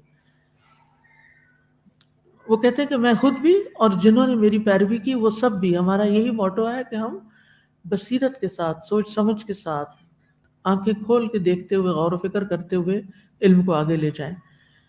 اللہ پاک ہے اور میں شریک بنانے والوں میں سے نہیں ہوں. پھر پختہ علم کے ساتھ دلیل سے بات کی جائے. وَمِنَ النَّاسِ مَن يُجَادِلُ فِي اللَّهِ بِغَيْرِ عِلْمٍ وَلَا هُدًى وَلَا كِتَابٍ مُنِيرٍ. لوگوں میں سے کوئی وہ ہے جو اللہ کے بارے میں بغیر کسی علم کے، بغیر کسی ہدایت کے، بغیر کسی روشن کتاب کے جھگڑا کرتا ہے. یعنی بحث دین کے نام پر بڑی بڑی بحثیں شروع کر دیتے ہیں، پیچھے کوئی ایک دلیل نہیں ہوتی، جو ان کے اپنے خیالات ہوتے ہیں، من گھڑت باتیں ہوتی ہیں، اور زیادہ بولنا جانتے ہیں تو لوگوں کے اوپر مسلط کرنے کی کوشش کرتے ہیں. اسی طرح بغیر علم کے فتوے نہیں دینے چاہیے. نہیں پتا تو کہہ دیں نہیں پتا. وَلَا تَقْفُ مَا لَيْسَ لَكَ بِهِ عِلْمٌ إِنَّ السَّمْعَ وَالْبَصَرَ وَالْفُؤَادَ كُلُّ أُولَٰئِكَ كَانَ عَنْهُ مَسْئُولًا. اور اس چیز کا پیچھا نہ کرو جس کا تمہیں علم نہیں. بے شک کان اور آنکھ اور دل ان میں سے ہر ایک کے متعلق سوال ہوگا. اسی طرح وَلَا تَقُولُوا لِمَا تَصِفُ أَلْسِنَتُكُمْ الْكَذِبَ لِمَا تَصِفُ أَلْسِنَتُكُمُ الْكَذِبَ هَذَا حَلَالٌ وَهَذَا حَرَامٌ لِتَفْتَرُوا عَلَى اللَّهِ الْكَذِبَ إِنَّ الَّذِينَ يَفْتَرُونَ عَلَى اللَّهِ الْكَذِبَ لَا يُفْلِحُونَ. اور اس کی وجہ سے جو تمہاری زبانیں جھوٹ کہتی ہیں مت کہو کہ یہ حلال ہے اور یہ حرام. یعنی دین میں خود سے بغیر علم کے فتوے دے کے حلال کو حرام، حرام کو حلال مت قرار دو تاکہ تم اللہ پہ جھوٹ باندھو. بے شک جو لوگ اللہ پہ جھوٹ باندھتے ہیں وہ فلاح نہیں پائیں گے. پھر یہ کہ قرآن و سنت سے نہ ہٹیں، یعنی اپنے تعلیم اور تعلم کی بنیاد قرآن و سنت کو بنائیں. رسول اللہ صلی اللہ علیہ وسلم نے فرمایا میں تم میں دو چیزیں چھوڑے جا رہا ہوں، تم ہرگز گمراہ نہ ہوگے جب تک ان دونوں کو مضبوطی سے تھامے رکھو گے. ایک اللہ کی کتاب اور دوسرے اس کے نبی کی سنت. اور قرآن و سنت میں اپنی رائے سے کچھ نہ کہیں، من مانے مفہوم نہ نکالیں. ابو قتادہ کہتے ہیں میں نے رسول اللہ صلی اللہ علیہ وسلم کو اس منبر پر فرماتے ہوئے سنا اے لوگوں مجھ سے زیادہ احادیث بیان کرنے سے بچو. جو بندہ میری طرف کوئی بات منسوب کرے تو وہ حق اور سچ ہی کہے، کیونکہ جس نے میری طرف وہ بات منسوب کی جو میں نے نہ کہی ہو وہ اپنا ٹھکانہ جہنم میں بنا لے. یعنی ضعیف حدیثیں اور من گھڑت باتیں نبی صلی اللہ علیہ وسلم کی سند سے بیان نہ کریں، یعنی موضوع روایات کو یا ضعیف احادیث کو یہ کہہ کے بیان نہ کرے کہ یہ نبی صلی اللہ علیہ وسلم فرمائے، آپ کی طرف منسوب نہ کریں. اگر بیان کرنی بھی ہو تو بتا دیں یہ ضعیف، اس کا درجہ بتا دیں، اور موضوع کو تو بالکل بھی نہیں. پھر یہ کہ باعمل عالم ہو، جو دوسروں کو کہیں، جو دوسروں کو سکھائیں وہ خود بھی کریں. رسول اللہ صلی اللہ علیہ وسلم نے فرمایا اس شخص کی مثال جو لوگوں کو بھلائی سکھاتا ہے لیکن اپنے آپ کو بھول جاتا ہے ایک چراغ کی طرح ہے جو لوگوں کو روشنی دیتا ہے مگر خود کو جلاتا ہے. اسی طرح صرف زبان پہ علم نہیں ہونا چاہیے، وہ ہمارے دل میں بھی ہونا چاہیے اور عمل میں بھی ہونا چاہیے. حسن بصری فرماتے ہیں کہ علم کی دو قسمیں ہیں، ایک وہ علم جو دل کے اندر ہوتا ہے، ایک وہ علم جو دل کے اندر ہوتا ہے، یہ علم تو نفع دیتا ہے، اور دوسرا وہ علم جو زبان کے اوپر ہوتا ہے، یہ علم اللہ کی طرف سے ابن آدم کے خلاف حجت ہے. یعنی آپ کو اس کا خود اس پر کنونس نہیں، نہ آپ کو یقین ہے، نہ آپ اس پر عمل کرنے کی سوچتے ہیں، لیکن لوگوں کو بتاتے رہتے ہیں. اور جو علم عمل میں شامل نہ ہو وہ نقصان دہ ہوتا ہے. سفیان ثوری کہتے ہیں علم اگر تمہیں نفع نہ دے تو تمہیں نقصان دے گا. علم اگر تمہیں نفع نہ دے تو نقصان دے گا. خطیب بغدادی کہتے ہیں یعنی اسے عمل کے لحاظ سے نفع نہ دے گا، اور نقصان اس طرح دے گا کہ اس کے خلاف حجت بن جائے گا. قیامت کے دن اس کے خلاف گواہی آئے گی کہ یہ شخص جانتا تھا لیکن اس نے عمل نہیں کیا. جی آپ کچھ کہہ رہی ہیں؟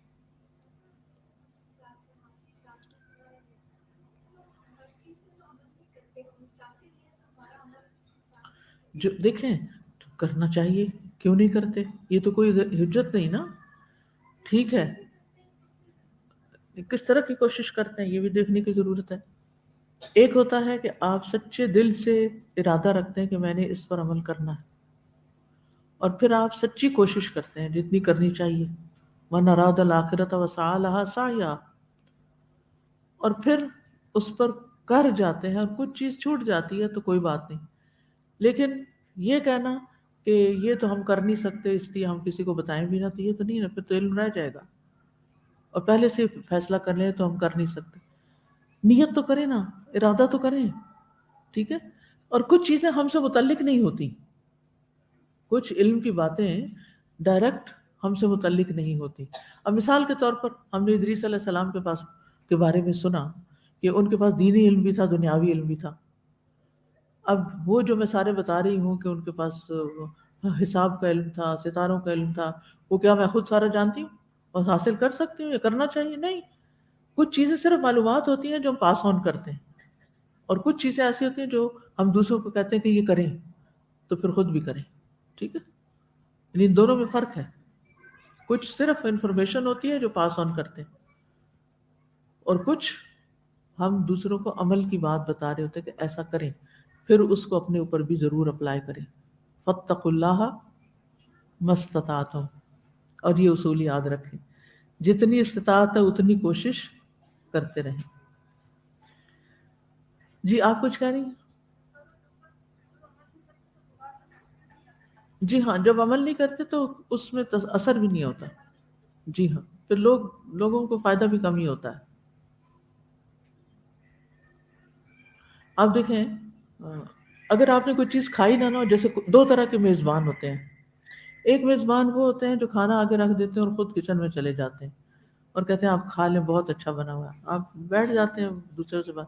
دوسرے وہ میزبان ہوتے ہیں جو خود ساتھ بیٹھتے ہیں، وہ خود بھی کھاتے ہیں اور وہ انجوائے کرتے ہیں، اور وہ کہتے ہیں یہ تو اتنی مزے کی چیز ہے اور اس کے یہ فائدے ہیں اور اس کے یہ فائدے ہیں. اچھا وہ میزبان جس نے کوئی نیت ارادہ ہی نہیں کیا ہوتا کھانے کا، وہ کس لیے کھا لیتا ہے؟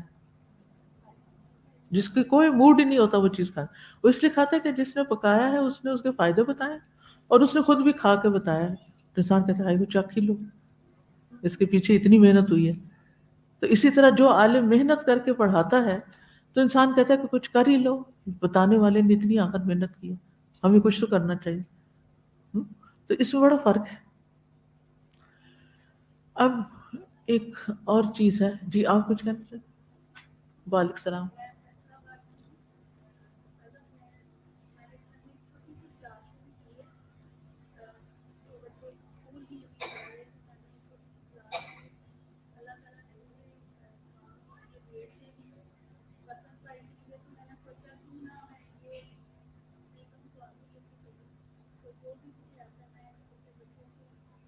بہت اچھا، الحمدللہ.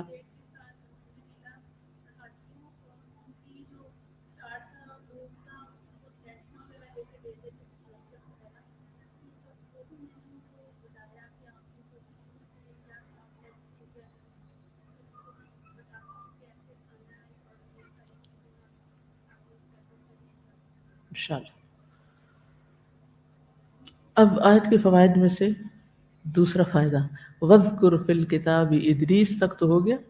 اب اِنَّهُ كَانَ صِدِّيقًا نَبِيًّا. آج ہم صدیق پہ کچھ بات کریں گے، اگرچہ ٹائم کم ہے، اور انشاءاللہ اس کے بعد نبی ہونے پہ بھی، کہ نبوت کیا ہوتی ہے اس پہ بھی انشاءاللہ بات ہوگی. صدیق کون ہوتا ہے؟ صدیق وہ ہوتا ہے جو اللہ کی طرف سے نازل کردہ ہر چیز کی تصدیق کرتا ہے کہ سچ ہے، یہ اللہ نے بھیجی ہے، اور اس تصدیق میں کسی قسم کا کوئی شک نہیں ہوتا. آمنت و صدقت، کوئی شک ہی نہیں اس میں، اس کے گرد کوئی شبہ نہیں ہوتا. صدیق وہ ہوتا ہے جو بغیر کسی پس و پیش کے، بغیر کسی تاخیر کے اس کام کی طرف سبقت کرتا ہے جو اللہ کو راضی کر دے، اللہ کی رضا کے کاموں میں دوڑ پڑتا ہے، کیونکہ اس کو یقین ہوتا ہے، کنونسڈ ہوتا ہے، اس کنوکشن ہوتی ہے اس کی کہ یہ جو اللہ نے فرما دیا نا یہ بالکل صحیح ہے اور اس کو ایسے ہی کرنا چاہیے. اپنی طرف سے اس کے اندر ٹیمپرنگ نہیں کرتا کہ کوئی اس کو موڑ توڑ کرے یا اس کے کوئی من مانے مطلب نکالے. تو صدیقیت جو ہے، یہ ابن قیم الجوزی نے اس پہ بات بھی کی ہے، منزلت الصدیقیہ. یہ وہ کہتے ہیں کمال الاخلاص والانقیاد والمتابعہ للخیر والامر ظاہرا و باطنا. کمال درجے کا اخلاص، فرما برداری، حدیث اور حکم کی ظاہری اور باطنی طور پر پیروی کو کہتے ہیں. والمتابعہ للخبر، خیر نہیں، سوری میں نے غلط پڑھا، جی دوبارہ پڑھتی ہوں. کمال الاخلاص والانقیاد والمتابعۃ للخبر والامر ظاہرا و باطنا. کمال درجے کے اخلاص، فرما برداری، حدیث اور حکم کی ظاہری اور باطنی طور پر پیروی کرنے کو کہتے ہیں. یہ صدیقیت ہے. قرآن مجید سے پتہ چلتا ہے کہ انعام یافتہ لوگوں میں دوسرا درجہ صدیقین کا ہے. پہلا انبیاء کا ہے، وہ کوئی خود نہیں بن سکتا نبی، اور دوسرا کیا ہے؟ صدیقین کا ہے، جو بہرحال عمل کی بنیاد پر ہوگا، تصدیق کی بنیاد پر ہوگا. سورۃ النساء میں آتا ہے وَمَن يُطِعِ اللَّهَ وَالرَّسُولَ فَأُولَٰئِكَ مَعَ الَّذِينَ أَنْعَمَ اللَّهُ عَلَيْهِم مِّنَ النَّبِيِّينَ وَالصِّدِّيقِينَ وَالشُّهَدَاءِ وَالصَّالِحِينَ. تو اس آیت میں ان لوگوں کے 4 درجات بیان ہوئے ہیں جو منعم علیہم. ہم کہتے ہیں نا اہدنا الصراط المستقیم صراط الذین انعمت علیہم، تو ان کے 4 درجات ہیں. سب سے اوپر کا درجہ انبیاء کا ہے، پہلی کیٹیگری، پھر صدیقین کا، پھر شہداء کا، اور نیچے بیس لائن پہ صالحین. ٹھیک ہے،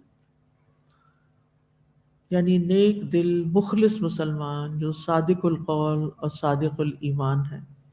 اور اگر نیچے سے اوپر کی طرف ارتقاء کے حوالے سے دیکھا جائے تو بیس لائن پہ مومنین صالحین، اس کے بعد شہادت کا درجہ، پھر صدیقیت، اور پھر نبوت. صدیقیت انسان کے لیے روحانی ترقی میں بلند ترین درجہ ہے، کیونکہ اس کے اوپر نبوت ہے، وہ اکتسابی نہیں، وہبی ہے، اور اس کا دروازہ مستقل طور پہ بند ہے. اللہ اکبر اللہ اکبر اللہ اکبر اللہ اکبر. أشهد أن لا إله إلا الله اشهد ان لا الہ الا أشهد أن لا إله إلا الله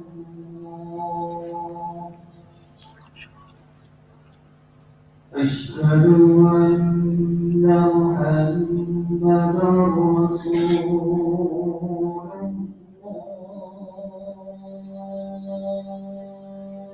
اشهد ان محمد رسول اللہ. أشهد أن محمدا رسول الله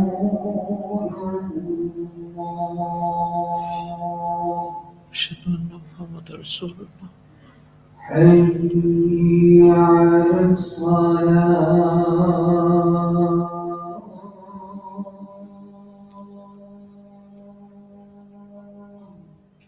لا حول ولا قوة الا حي على الصلاة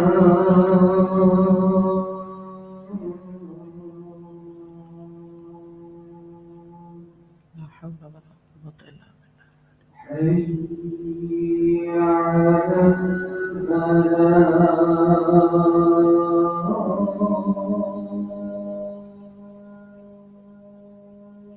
لا حول ولا حي على الفلاح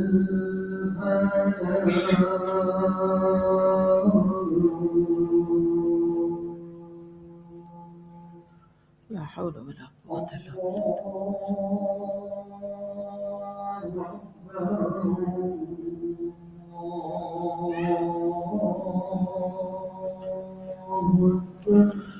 اللہ اکبر، اللہ اکبر۔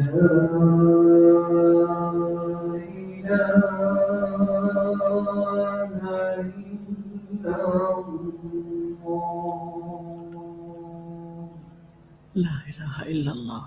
اللہم رب هذه الدعوة التامة والصلاة القائمة آت محمدا الوسيلة والفضيلة وابعثه مقاما محمودا الذي وعدته یا حی یا قیوم برحمتک نستغیث اللہم انک عفو تحب العفو فاعف عنا اللہم انک عفو تحب العفو فاعف عنا اللہم انک عفو تحب العفو فاعف عنا اللہم حاسبنا حسابا یسیرا اللہم فقہنا فی الدین اللہم یا مقلب القلوب ثبت قلوبنا علی طاعتک اللہم یا مصرف القلوب صرف قلوبنا علی طاعتک اللہم انا نسألک الہدی والتقی والعفاف والغنی اللہم آت انفسنا تقواها وزکها انت خیر من زکاها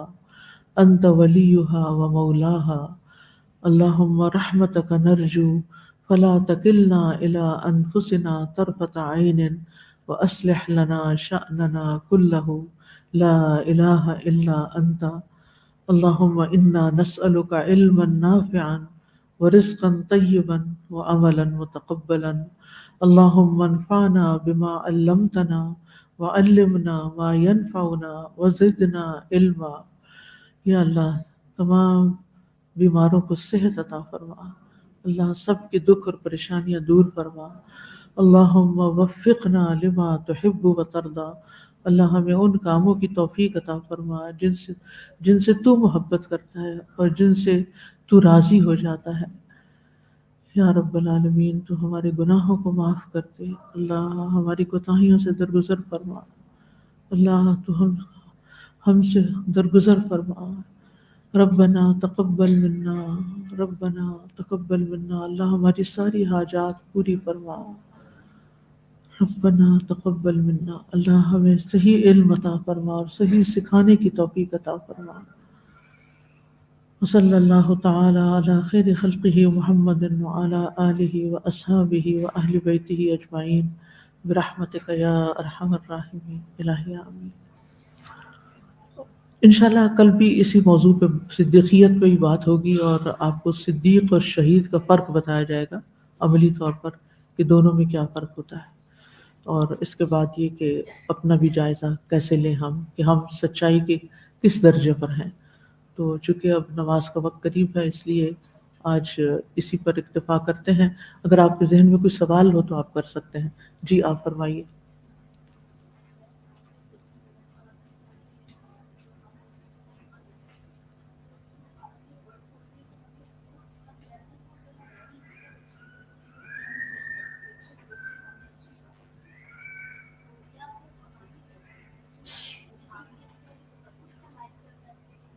تکبر کا تو دل سے تعلق ہوتا ہے نا کہ آپ کی نیت کیا ہے، آپ کیوں کر رہے ہیں، یعنی سیلف سیٹسفیکشن کے لیے کر رہے ہیں، دکھاوے کے لیے کر رہے ہیں، آپ کسی پہ بڑائی جتانے کے لیے کر رہے ہیں، کیوں کر رہے ہیں، تو اپنے آپ سے وائے پوچھیں۔ ٹھیک ہے جی آپ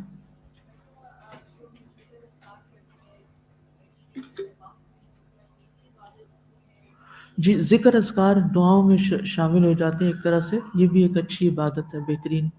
جی یعنی کثرت سے اعتکاف میں کثرت سے، اصل میں اعتکاف میں دو چیزیں ہیں، ایک تو اللہ کی طرف لو لگانا، تنہائی، سوشلائزنگ میں پرہیز، باتیں نہ کرنا، اور دوسرا یہ کہ سارا وقت یا ذکر یا دعا یا ایک عبادت کھڑے ہو کر یا بیٹھ کے قرآن کا پڑھنا، یعنی ان میں سے کوئی بھی کام، لیکن irrelevant چیزوں میں نہیں پڑھنا۔ جی آپ سوال کریں، ذرا زور سے بولیں۔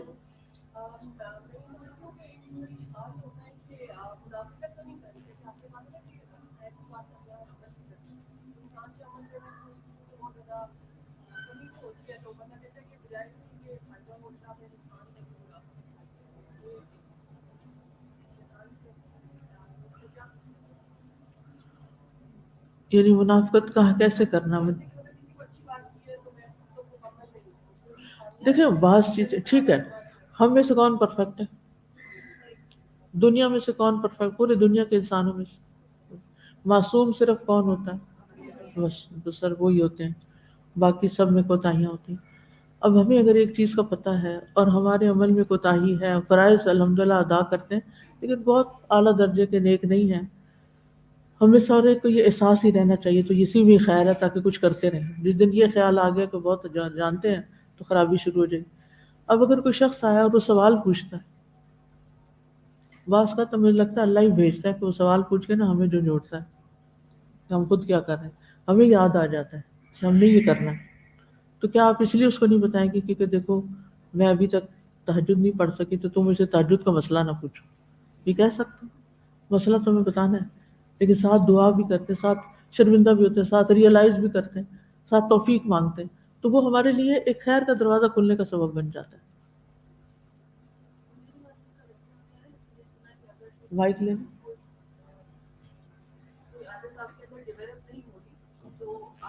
بتانا شروع کر دیں تو وہ چیز آپ کے اندر بھی آ جائے گی. جی جب جتنی دفعہ بولیں گے کان سنیں گے تو آپ کو خود بھی ایک ریئلائزیشن ہوگی کہ مجھے بھی کرنا ہے، یاد دہانی ہوتی رہے گی. خوشبو جیسے ہم لوگ ذکر اذکار کر رہے ہوتے ہیں نا، فار ایگزامپل اگر استغفر اللہ کا ذکر کر رہے ہیں، تسبیح کر رہے ہیں تو کانشیسلی کر رہے ہیں. جیسے فار ایگزامپل میں کر رہی تھی تو میں جب کھانا بنانے لگ گئی تو I was like doing it but میں کانشیسلی نہیں کر رہی تھی. تو مجھے ایک دم خیال آیا کہ میں کیا، تو وہ میری عادت بن چکی تھی. تو میرا کوشچن یہ ہے کہ اس پہ وہ اجر مل رہا ہوتا ہے؟ انشاءاللہ، کیونکہ نہ کرنے سے بہتر ہے. ڈیوائیڈڈ اٹینشن ہے، کیونکہ سارا کام کرے تو ادھر بھی دھیان لگا ہوا ہے نا، اور کچھ ادھر ایک فارغ نہیں بیٹھ سکتے. اور کتنا وقت ہمارے پاس کہ فارغ بیٹھ کے کریں. میک شیور کہ چاہے 2 منٹ ہو. یقین کریں بعض اوقات نا جب ہم اتنے بزی رہتے ہیں نا، اور پھر جب اکیلے بیٹھ کے دعا کرتے اپنی آواز اجنبی لگتی ہے. میں جب اپنے آپ کو بس ڈیپ جانے کی کوشش کرتی ہوں، اندر سے بولوں، اندر سے یکسوئی سے اللہ کو پکاروں، ایسا لگتا پتہ نہیں میں کہاں فلوٹ کر رہی ہوں. یعنی فوکس نہیں ہو پاتا اس طرح جس طرح ہونا چاہیے. تو لیکن یہ پریکٹس روز کرتے رہیں تاکہ بس ایسے لگے جیسے مناجات جس کو کہتے ہیں نا، اللہ سے سرگوشیاں کرنا. اللہ تعالیٰ مجھے معاف کر دے، میں بہت گناہ گار ہوں، اللہ تعالیٰ میں نے یہ بھی قصور کیا ہے، یہ بھی. لیکن وہ باتیں کرتے رہتے پھر دھیان بڑھنے لگتا ہے. تو وہ جتنا زیادہ آپ کا فوکس ہوگا، یہ چند لمحے بھی بڑے قیمتی ہوں گے. لیکن باقی وقت میں اگر ہاتھ مصروف ہے، ذہن مصروف ہے اور زبان پہ ذکر جاری ہے، کوئی نہیں، کرتے رہیں. جی آپ ابھی تو نہیں کلوز ہوا، ابھی تو ایک آیت پوری باقی. جی انشاءاللہ دعا کریں کہ آپ کا اعتکاف ختم ہونے سے پہلے ادریس علیہ السلام کا ذکر مکمل ہو جائے. کیونکہ بڑھا لیں، آپ اجازت دیں تو میں 1:30 تک. اوکے چلیں انشاءاللہ. پھر تو اور کام شروع، پھر اٹھ گئے تو اٹھ گئے. 10 منٹ اور صحیح، چلیں تھوڑا سا اور بڑھا لیتے ہیں. آج تو 20 منٹ ہو ہی گئے. خیر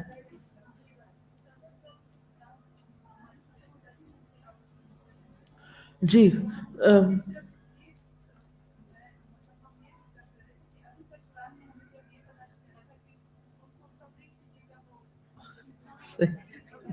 بچپن سے یہی سنا ہوا ہے کہ کپڑا سینا جو ہے نا حضرت ادریس نے شروع کیا تھا، اور قلم سے لکھنا.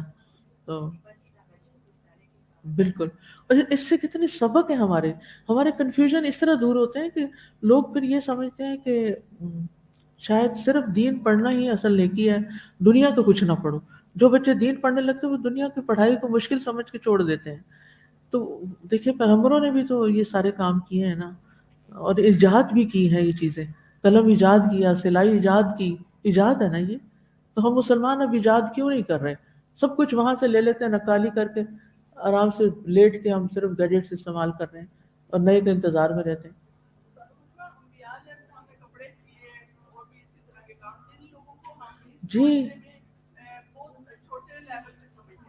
جی ہاں، یہ انہوں نے بڑی اچھی بات کی ہے. کہ درزی کا کام درزی کا. کل آپ یقین کریں کہ جب میں تیاری کر رہی تھی، میں پڑھ رہی تھی اور میں بولنا تھا میں نے کہ حضرت ادریس درزی کا کام کرتے تھے، تو مجھے ایک جھجک آ رہی تھی اندر سے، اپنے اندر سے جھجک آ رہی تھی کہ میں نبی کے نام کے ساتھ درزی کیسے لگا دوں. یہ انہوں نے بڑی صحیح بات کی کہ ہم نے ہمارے کلچر میں ہے نہیں ہے، ہمارے کلچر میں درزی جو ہے وہ بیچارہ مظلوم صرف ڈانٹے ہی کھاتا ہے. تو جی وہ اپنے کام کا ماسٹر ہے، اس کو اسی لیے عقل مند لوگ ماسٹر جی کہتے ہیں، وہ درزی نہیں کہتے.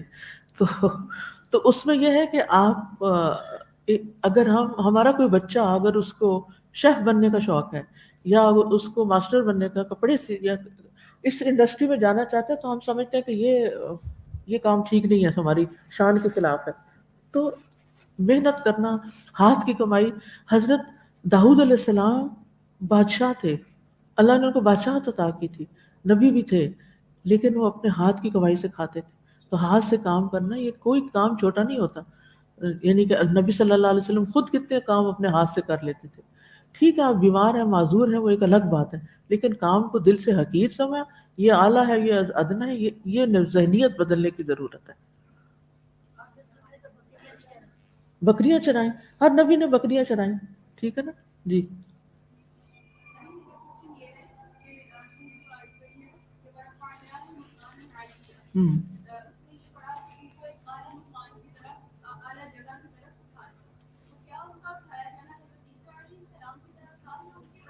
آپ پہلے لیکچر میں تھی کہ جس میں میں نے تفصیل بتائی، ہاں وہ سن لیجئے جا کے، اس میں ساری ڈیٹیل بتائی ہوئی ہے، کیونکہ سب کا وقت جائے گا.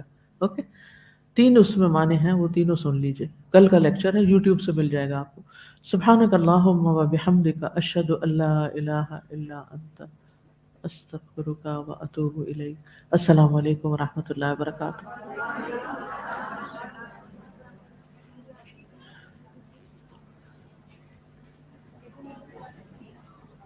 فاقصص القصص لعلهم يتفكرون. اللهم صل على محمد وعلى آل محمد كما صليت على إبراهيم وعلى آل إبراهيم إنك حميد مجيد. اللهم بارك على محمد وعلى آل محمد كما باركت على إبراهيم وعلى آل إبراهيم إنك حميد مجيد.